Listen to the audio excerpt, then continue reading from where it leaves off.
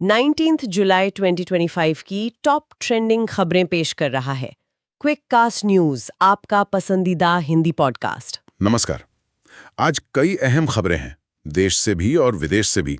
तो कहां से शुरू करें? उत्तर प्रदेश? हाँ, बिल्कुल। उत्तर प्रदेश में एक बड़ा अभियान चल रहा है। ये गृह कर वसूली को लेकर है। जी, शहरी स्थानीय निकाय मतलब यूएलबीज इसे चला रहे हैं।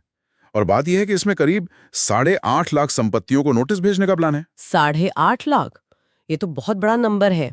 और ये कब तक चलेगा? ये नोटिस भेजने का काम 15 से 31 जुलाई के बीच होना है।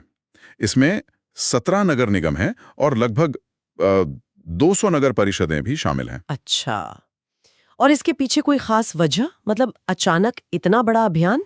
असल में पिछले साल 2024-25 में राजस्व काफी बढ़ा था, करीब 5,568 करोड़ रुपए, जो 21% की बढ़ोतरी थी। ओह, 21%? हाँ, तो शायद उसी सफलता को देखते हुए अब सरकार ने अकेले गृह कर से ही मतलब 1,862 करोड़ रुपए जुटाने का नया लक्ष्य रखा है। तो जाहिर है सरकार रेवेन्यू बढ़ाने पर पूरा जोर दे रही है। ये सिर्फ रूटीन वसूली नहीं लग रही। बिल्कुल नहीं है। टारगेट और इसका स्केल दिखाता है कि राजस्व संग्रह को लेकर काफी गंभीरता है। देखिए, स्थानीय निकायों को फंड्स तो चाहिए ही होते हैं काम करने के लिए। सही बात है। देखना होगा कि इस जमीन पर कितना असरदार होता है। जी, चलिए, अब थोड़ा राजनीति की तरफ देखें। आज शाम विपक्षी इंडिया ब्लॉक की भी एक मीटिंग है। हाँ, वर्चुअल मीटिंग है शाम 7 बजे। फोकस तो वही रहेगा, विपक्षी एकता और संसद का जो मानसून सत्र आ रहा है उसके लिए रणनीति बनाना। एकता, ये हमेशा ही एक बड़ा सवाल रहता है इनके लिए। क्या लगता है, कोई ठोस रणनीति बन पाएगी? देखिए, कोशिश तो यही होगी। पिछले कुछ टाइम से कोऑर्डिनेशन पर सवाल उठते रहे हैं, तो इस बैठक पर नजरें तो रहेंगी सबकी। देखना दिलचस्प होगा। बिल्कुल।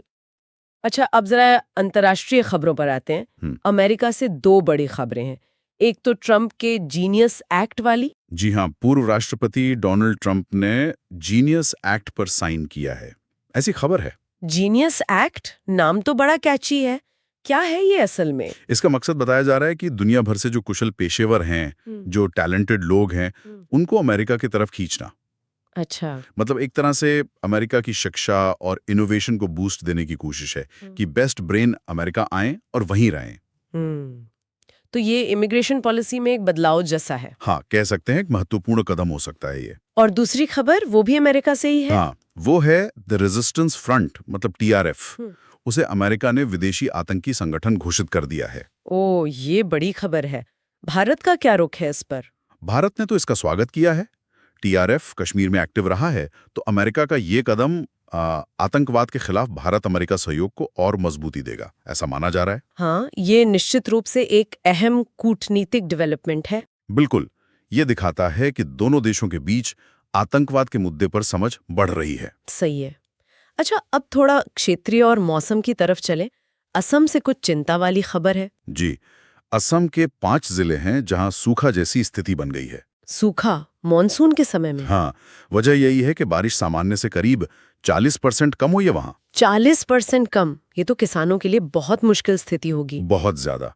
खेती पर बुरा असर पड़ेगा। सरकार ने अवश्य राज्य आपदा संकट निधि से फसल बीमा और राहत की घोषणा की है। राहत तो जरूरी है, लेकिन ये फिर से वही बात आ जाती है, जलवायु परिवर्तन का असर, है ना? बिल्कुल, ये घटनाएं हमें बार बार याद दिलाती हैं कि मौसम का पैटर्न बदल रहा है और हमें इसके लिए कितना तैयार रहने की जरूरत है। हमारी तैयारी और प्रतिक्रिया दोनों पर सोचना होगा। सही कहा। तो ये थी आज की कुछ बड़ी खबरें और उन पर हमारी चर्चा।